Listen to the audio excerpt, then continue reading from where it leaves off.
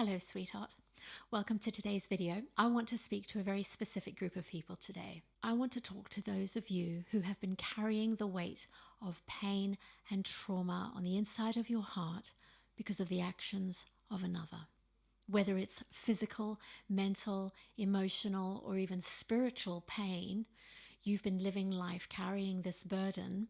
You know that it's having a negative impact on you and even your loved ones because of how it's impacting you, but you just don't know how to deal with it so that you can let it go and move forward. I found myself years ago in the aftermath of a very damaging relationship, and I talk extensively about it in my new book, The Orange Hue. I walked away from a very abusive relationship that left me with walls that I had built around me to protect my heart. Didn't even realize I had these walls, but I wasn't allowing people in at all, and it was having a negative impact on my loved ones, those that are closest to me. So I'm in the aftermath of this very damaging relationship, and now I'm in this season of trying to figure out who I am and how to recover from this. I was on my way to work. It was this quirky little English country lane where you have to stop on the side to let an oncoming car pass you. So I had to really take my time. Anyway, I'm minding my own business. Thoughts are miles away, and I realize that the car in front of me starts to drive extremely erratically, like he was gaining speed and he was taking these bends really fast, and I started to get concerned that he was going to end up hitting into somebody oncoming. And so I started hooting and flashing my lights, and adrenaline had kicked in by this point, and I can only say, freaking out because of the way this person was driving. Anyway, next thing, the inevitable happens. He ends up side-swiping an oncoming vehicle, and I find myself looking into my rearview mirror to see this poor woman slamming on brakes, completely bewildered by what had just happened. The whole side of her vehicle had been smashed. Her wing mirror was smashed. I thought, okay, this guy's going to park up, he's going to turn around, and I'm going to do exactly the same because I witnessed it. I'm not going to let this guy get away with it because he was driving like a complete lunatic. Anyway, a few seconds in, I realize he is not going to slow down and turn around to check on this lady. In fact, he's speeding up and driving even worse. Well, now I'm in this predicament. What do I do? Do I go back and see that she's okay? Or do I follow this guy?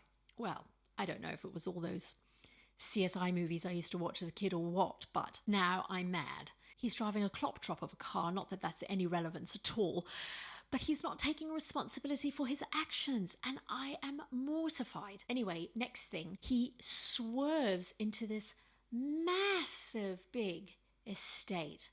Grand white house with these beautiful opulent pillars, a pond out the front with these swans swimming by, and these huge wrought iron gates with the signs CCTV in operation, no entry. So I pull up on the side of the road and I watch this guy driving to the back of this house, and my blood is boiling because now I realize, okay, wait a second, he's actually got the wealth to be able to take responsibility for his actions, but he's choosing not to.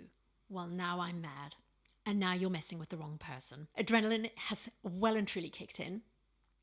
I turn my car around and I head straight back to the scene, only to discover that when this woman slammed on brakes, this car behind her ended up swerving off the road to avoid hitting her and rammed straight into a tree. So it wasn't just her, there was another as well. I arrive at the scene and I basically said to the owner of the second vehicle, who was also completely bewildered, that I know exactly who did this and where this guy lives. Anyway, I wanted to check in with the lady, and she was on the phone to her husband and the emergency services were on their way when this gentleman says to me, "Will you take me to this guy's house?"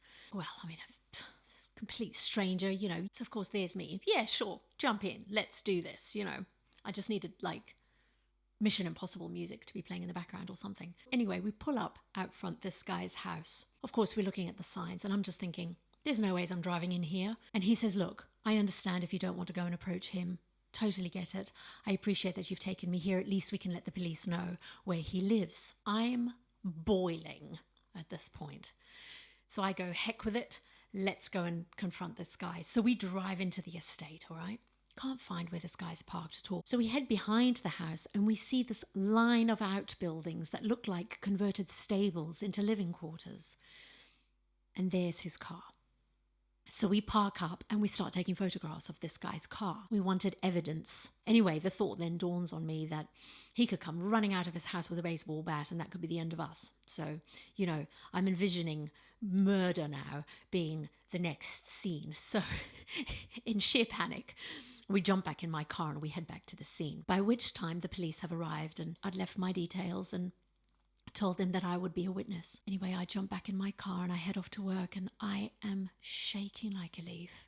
And I find myself saying to God, what was that all about? I then had the most vivid picture and I want to share that with you right now. I felt that the Lord was saying, there have been many hit and runs on this earth.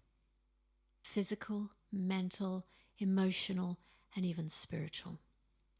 And it has left my people broken and stranded on the roadside. And what's happened is we have built these facades around us of grandeur, these opulent homes, pretending that everything is okay when it's not okay. And in fact, the condition of our hearts is like the outbuildings behind the facade, run down, dismembered, broken, in a state of such disrepair. And it's left us living this false life where we're not allowing anyone in for fear of being hurt again. Well, I just want to say to you that I serve a God who is a God of healing and restoration. He doesn't want you living this facade. He wants you to be able to surrender the baggage, the weight that you have been carrying to the foot of the cross and let it go so that you can live your life in total freedom from the hurt and the pain that somebody else has caused. And here's the thing, the person who causes the pain has disappeared off and is carrying on with their life. Meanwhile, you're the one that's left stranded and broken on the roadside. So isn't it time to let it go? Here's the beautiful thing about God. He says, vengeance is mine. The people or the persons who have caused this hurt and this grief and this pain in your life will be answerable before God for their actions. You don't have to worry about that. But the one thing that you do need to worry about is the condition of your own heart. I encourage you now, as I sing this song, that you will just bring these people before Jesus and say, Lord, I forgive them. I forgive them. I let them go. Won't you come and heal my heart? He's a God who does that.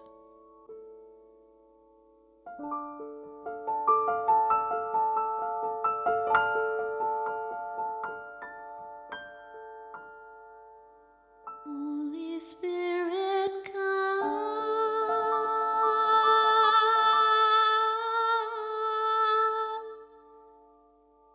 We welcome you in this place.